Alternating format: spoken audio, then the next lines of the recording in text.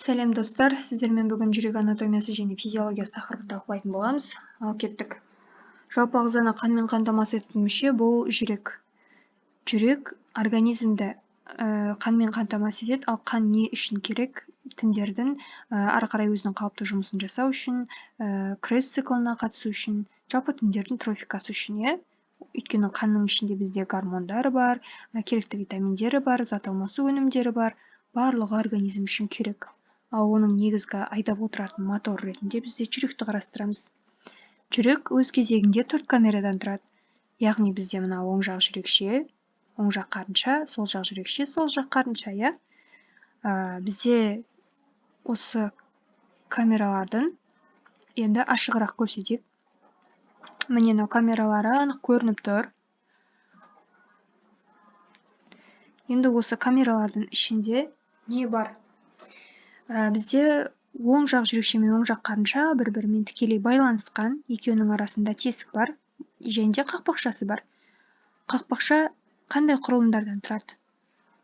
Қақпақшаны біз, яғни оң жақ жүрекше мен оң жақ қарыншаның арасында қақпақшаны үш жармалы қақпақша деп айтамыз. Себебі ол баклажканың қақпағын біз мысалға дөңгелек етіп кесіп, бір үшбұрыш, екінші үшбұрышты, үшінші үшбұрышты жасайық, тура сондай көріністе тұрады. Сөйтеміз да, бұндай қақпақшаның бір несі қандай құрылымдардан тұрады?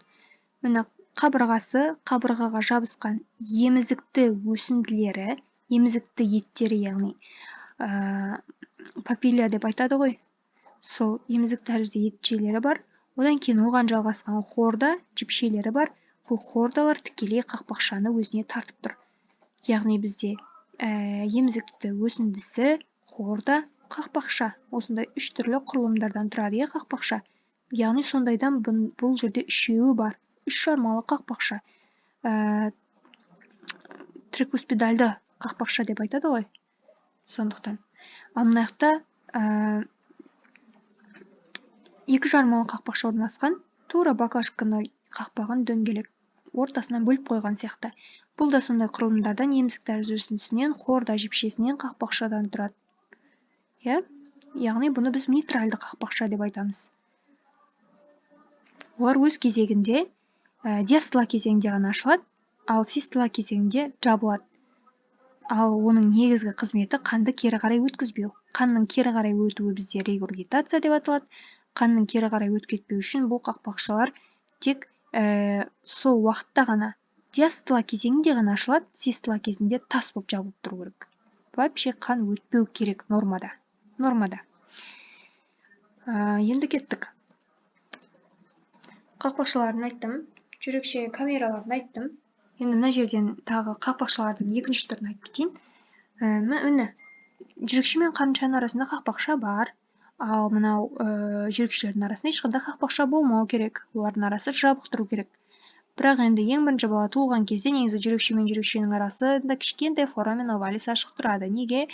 Ана мен баланың қан айналымы болған үшін балаларда ол тесік ашық тұрады. Ол бізде кем дегенде 3 айда бітеліп кету керек. Ал бітелмесе ол уже порок сердце, қиын жағдай болып табылады. Яғни бұл қалқалар, жүрекше аралық қалқа, қарыншалар аралық қалқа болып табылады. Енді міне жүрекшеден қарыншаға қарай қан сол тесік арқылы түсетіні нақты белгілі болды. Ал енді одан жоғары қарай көтерілу үшін оң жақ қарыншадан өкпе артериясына қарай кетеді. Өкпе артериясы мен мынау сол жақ қарыншадан аортаға қарай кететін арада қандай қақпақша орналасқан? Бұл жерде жартай тәрізді қақпақшалар орналасқан. Бұл жартай тәрізді қақпақшаларды тура осы трикуспидальды митральды қақпақшалар туралы сияқты қызмет атқарады. Бұлар керісінше енді систола кезінде ашылады, диастола кезінде жабылады. Ал диастола кезінде мыналар ашылады, систола кезінде осылар жабылады. Яғни мына екеуі бірге жұмыс істейді, мынандай майысып қалғандар. Ал мына жаққа қарай майысқандар бірге жұмыс жасайды. Түсінікті ғой, Кеттік. Енді қабаттарына келейік. Жүректің қабаттары эндокард, миокард. мына жақта эпикард, одан кейін перикард. Эндокард қабаты. Көбісі осы жерде қателеседі. Эндокард қабаты жүректің ішкі қабатының слойы тек қана деп. Негізінде эндокардқа жүректің мынау жатқан нелерде кіреді. Клапандарының барлығын осы эндокард қабаты деп жатқызамыз. Мына клапандары бағанағы бар ғой. Хордалары, емістер жүзіндісі, қақпақшалары, бетіндегі бір слойы осы эндокард қабатына жатады. Ішке қарай қарап тұрған бір слой. Осы міне эндокард қабатына жатады. Эндокардқа не кіреді десек, жүректің клапандары, ішіндегі бетке қабаты деп айтамыз. Енді миокард қабаты. Миокард қабаты бұл жүректің ең маңызды функциясы жиылу қызметін атқаратын қабаты болып табылады. Миокард қабатында жүректің өткізгіштік жүйесі де орналасқан, көлденең жолақты бұлшықеттері орналасқан. Көлденең жолақты бұлшықеттер осындай импульсті алған кезде жиырылуға кіріседі.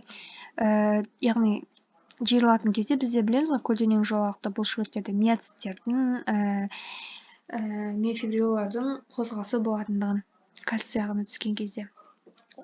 Сонда жиырылу процесі орын алады. Бұл бұлшықет қабаты бүкіл жүректің бетінде бірдей орналаспаған.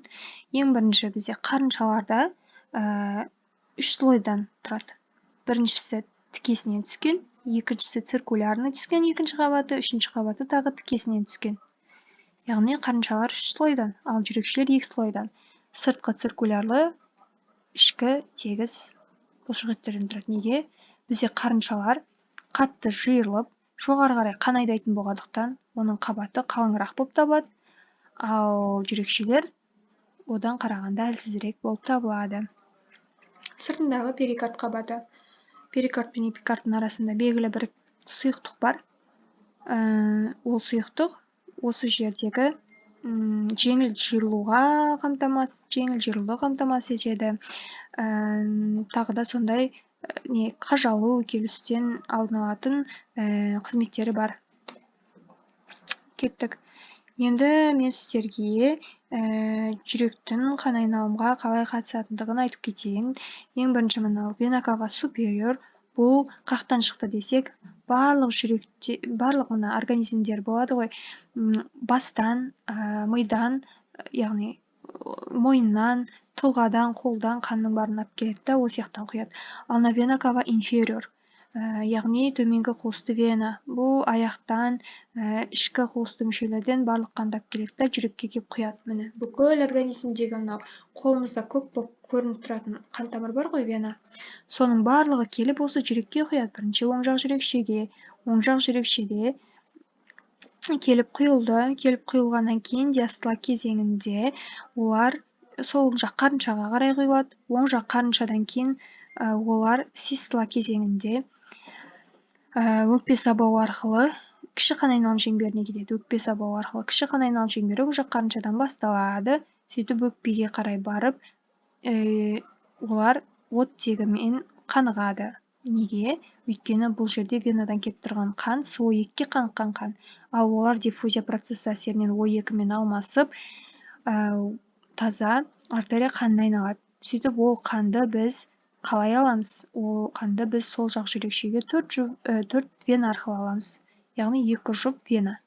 Мына жақтан кіреді, мына жақтан кіретін 2 кеуден. 4 вена кіреді, осы сол жақ жүрекшеге. Қан құйылды сол жақ жүрекшеге.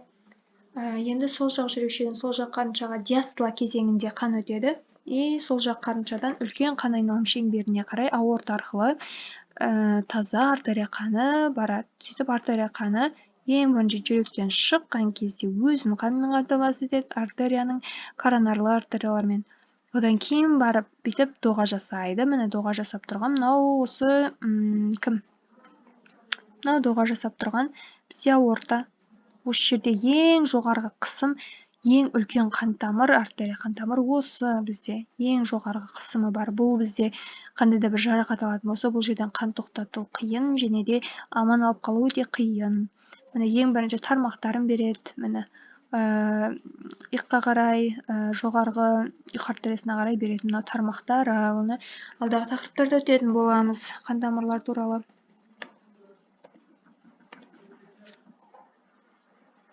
Жалпы қан айналымды түсіндіңіздер.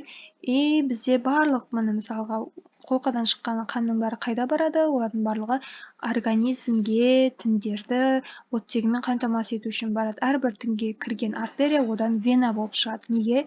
Сол жерге барып оттегімен қанықтырады, керекті витаминдерін, гормондарын бәрін береді. Ал ол тін оған қалдық өнімдерін шығарып, вена ретінде шығарып жібереді. Ал ол венадағының барын инфильтрациялайтын бізде бауырдан инфильтрацияланады, или бүйректен де фильтрацияланады, сөйтеді қайтадан қан айналым шеңберін жалғастырып жүре береді.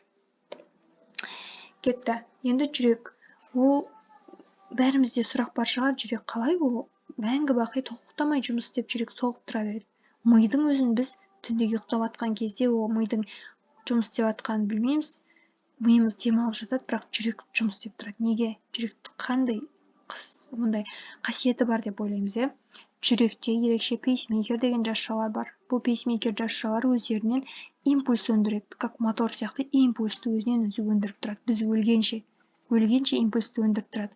Ал оған импульсті негізі өндіріп тұруға всегда жүрек қанмен қамтамасыз етіліп тұру керек. Оған да оттек керек, импульсті тұрақты түрде өндіріп тұру үшін.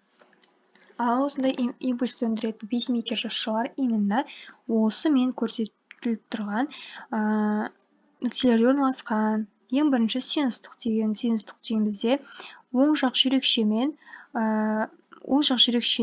мынау вена кава супериордан сәл төменірек орналасқан мынау синустық түйін.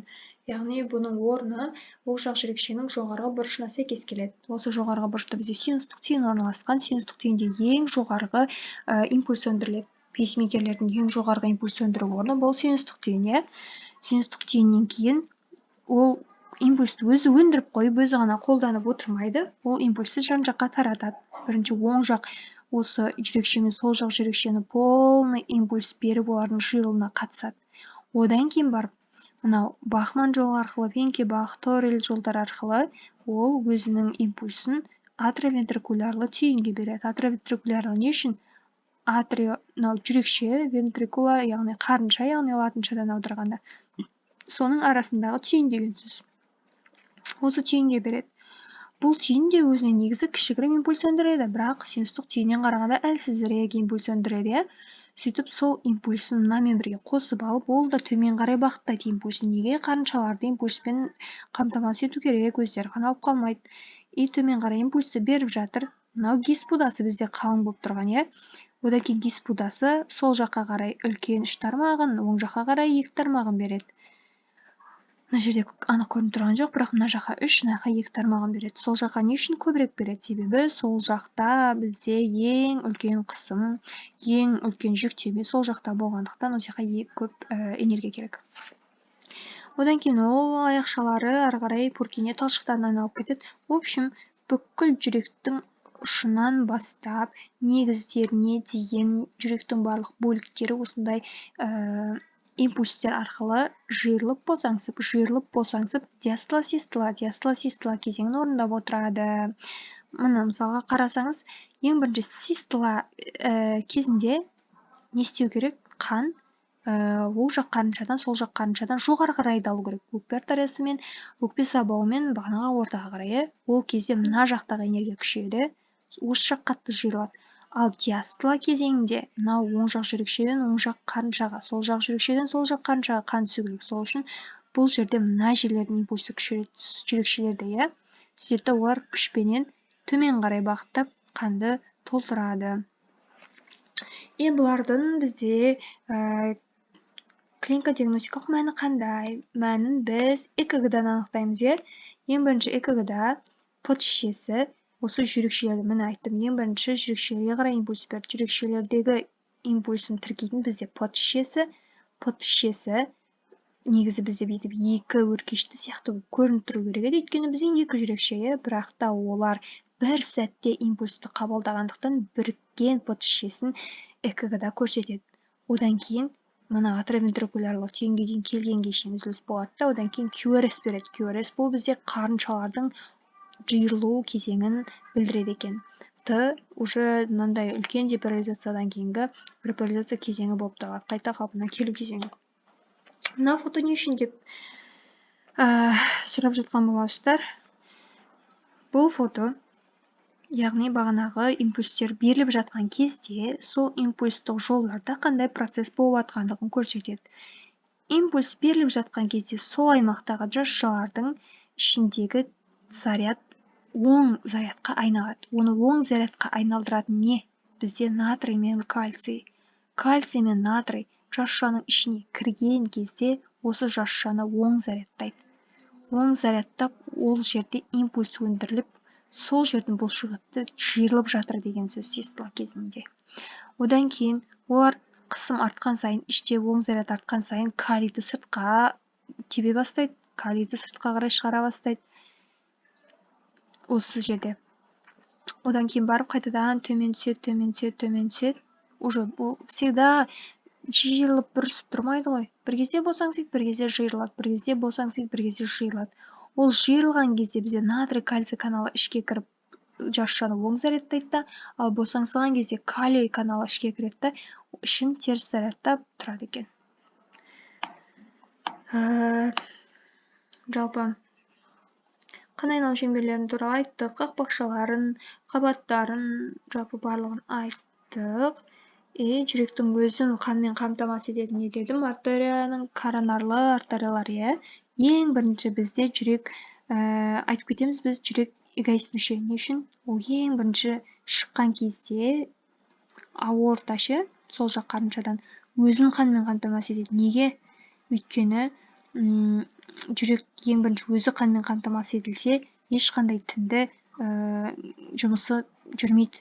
Өйткені жүрек қой бар жерге қан жеткізетін. Сол үшін жүректің өзі бірінші қанмен қамтамасыз етіліп алу керек. Өмірде де сол ереже ғой, адам бірінші өзін қамтамасыз етіп, өзі тұрақты деңгейде болғанда басқаларға көмектесе алады. Әйтпесе өзі жетіспей тұрып қалай басқаларға көмектеседі? Сол сияқты болды да. Ең бірінші тармағын өзіне береді. Если осы артерияларда бізде қандай да бір проблема болатын болса, міне мысалы коронарлы артерияда атеросклероз, эмболия деген сияқты проблемалар болатын болса, ол бізде миокардтың жиырылуына әсер етеді. Тікелей миокард ол кезде дұрыс жиырылмайды. Жай болады жиырылысы. Ал қан бізде тұрақты түрде көп көлемде келіп тұр, бірақ оны жүрек жөндеп, жиырып, атқарып үлгермейді. Оттек жетіспегенде миокардтардың жиырылуына үлкен кедергі болады.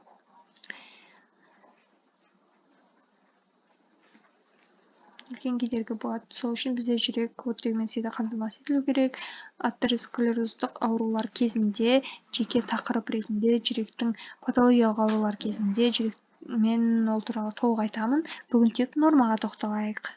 Себебі бұл сабақ бізде бірінші курстарға арналған.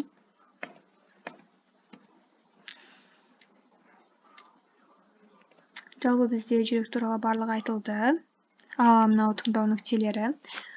Тыңдау нүктелері бізде аускультаттада өте маңызды орын алады. Мына жүрек іші түрткісі. Бірінші нүкте, Одан кейін 3-ші, 4-ші, 5-ші нүктелер, яғни тура орналасқан орнына қарай айта бересіздер. Мысалға оң жақтағы қабырғалардың төске бекіген жерінде 2-ші қабырғаға сәйкес келеді. Керісінше сол жақтағы деп тура сондай орындары бойынша тыңдау нүктелерін айта береміз. Оны пропедевтикада нақтырақ айтатын боламыз. Жалпы жүрек туралы, анатомия, физиологиясы туралы қысқаша нақты мәлімет берілді. Сіздермен бірге тақырып талқылаған Оспанхан Меруерт. Егер сабақ түсінікті болса, комментарий жазып лайк басып кетеміз, каналға тіркелеміз. Әлі де алда талай қызықты сабақтар талқылаймыз. Қарапайым тілде ең бастысы, көп сөз емес, тек керек жерлерін, ең маңызды жерлерін ғана айтып кететін боламыз. Сау болыңыздар.